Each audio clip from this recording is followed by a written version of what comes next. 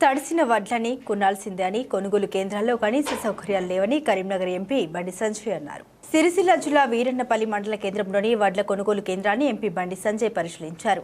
ఈ సందర్భంగా బండి సంజయ్ మాట్లాడుతూ ఎంఎస్పీ కంటే తక్కువ ధరకే దళారులకు అమ్ముకునే దుస్థితి ఏర్పడిందని, వడ్లు అమ్మిన తర్వాత డబ్బులు చెల్లిస్తారో కూడా తెలియని పరిస్థితి నెలకొందన్నారు. మేనిఫెస్టో పవిత్ర గ్రంథమన్న కాంగ్రెస్ నేతలారా వాటిని ఎందుకు అమలు చేయడం లేదని ప్రశ్నించారు.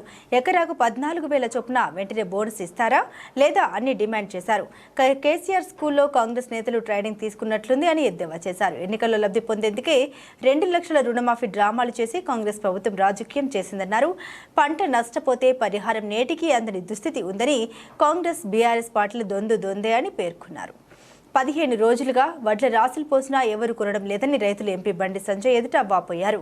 బోనస్ దేవుడెరుగు, ఎంఎస్పీ కంటే 500 తక్కువగా దళారులకు అమ్మాల్సి వస్తుందని ఆవేదన వ్యక్తం చేశారు. గతంలో కేటీఆర్ ఇచ్చిన హామీలు కూడా అమలు కాలేదని రైతులు పేర్కొన్నారు. ఇచ్చిన హామీల్ని నెరవేర్చిన పార్టీలకు బుద్ధి చెప్పాలని బండి సంజయ్ కోరారు. రాష్ట్ర ప్రభుత్వం అధికారులకు ఆదేశాలు జారీ చేస్తాం, 10,000 రూపాయలు ఇస్తామన్నారు. మేము పోయేస్తామన్నా 10,000 రూపాయలు ఇస్తామన్నారు. ఇంత మీరు కూడా రూపాయలు రైతులు కేసీఆర్ కూడా ఏమనలే కదా, కేసీఆర్ హామీలు ఇచ్చి పరిస్థితులు ఏమనలే కదా, ఇప్పుడు కూడా ఏమన్నారు అని చెప్పి కేసీఆర్ దగ్గర ట్రైనింగ్ తీసుకున్నారు. మీరు ఏ విధంగా మోసం చేయాలి, మోసపూరిత మాటలు ఏ విధంగా చెప్పాలి, ఏ విధంగా నమ్మించి మోసం చేయాలి, మళ్ళీ ఈ హామీ తప్పించుకోవడానికి ఇంకో హామీ ఏ విధంగా వేయాలని చెప్పి ఆలోచించిన తర్వాతనే ఆగస్టు 15 నుంచి 2 లక్షల రుణమాఫీ చేస్తారట.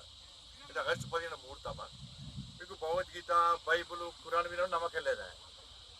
ఆ పేరు చెప్పి అలా మోసం చేసి ఓట్లు వేసుకుంటే మోసం చేస్తుంది. మళ్ళీ ఇప్పుడు దేవుళ్ళ గుళ్ళు గుర్తొస్తుంది పాపం వాళ్ళకు. ఈ రాముని సాక్షిగా, ఆ దేవుని సాక్షిగా అని చెప్పి చెప్తున్నారు. మరి ఎన్నికల ముందు ఈ బైబుల్ స్థానిక సంస్థల ఎన్నికల సర్పంచ్, జెడ్పీటీసీ, ఎంపీటీసీ ఎన్నికలు పడతారు. మళ్ళీ దాన్ని ఓట్లు వేసుకోవాలి. రైతులు తిరగబడుతున్నారు, రైతులు వ్యతిరేకిస్తున్నారు. కాబట్టి ఆ ఎన్నికల్లో మళ్ళీ గెలవాలంటే రుణమాఫీ పేరు చెప్తాను గెలుస్తారు. ఇప్పుడు మన కాంగ్రెస్ నాయకులు భగవద్గీత, ఖురాన్, బైబుల్ నుంచి మాట్లాడతలేరు. ఇక ఎన్నికలు అయిపోయినా ఓట్లు వేసుకున్నారు, మాట్లాడతలేరు. ఇక రైతులు మర్చిపోయారు. రైతులు అదున్నారు. ఒక్కొక్కరి చేత భగవద్గీత ఉన్నది, ఖురాన్ ఉన్నది, బైబుల్ ఉన్నది. ఈసారి కొనుగోలు చేయాలి. రైతుల గ్రామాలలో కాంగ్రెస్ పార్టీ నాయకులు వస్తే భగవద్గీత చూపడతారు, ఖురాన్ చూపడతారు, బైబుల్ చూపడతారు, బోనస్ గురించి అడుగుతారు, వాళ్ళ రైతు భరోసా గురించి అడుగుతారు, తరుగుతారు, తేమలు కూడా కొట్టారు, దాని గురించి అడుగుతారు, 2 లక్షల రూపాయలు అన్నీ అడుగుతారు. బట్ ఇవాళ ప్రభుత్వము ఇవాళ పూర్తిగా హామీలు నెరవేర్చకుండా రైతులు ఇబ్బంది పెట్టే ప్రయత్నం చేస్తున్నది. బట్ ఇప్పటికైనా ప్రభుత్వము ఇచ్చిన హామీలు నెరవేర్చుకోవాలి, రైతులు ఆదుకోవాల్సిందే. మరి ఇప్పుడు తడిసిందని చెప్పి ఇక్కడికి పోతారు. పోయినాక లాస్ట్కి ఏమైంది? ప్రభుత్వం సరిగా వాళ్ళని చూసుకోకపోవడం వల్ల, వాళ్ళకు రైతులకు సహకరించకపోవడం వలన లాస్ట్కు 1,700కు దళారీ వ్యవస్థ స్టార్ట్ అయింది. మళ్ళీ మద్దతు ధర, కనీస మద్దతు ధర నిష్పెట్టి ఇవాళ 1,700కు 1600కు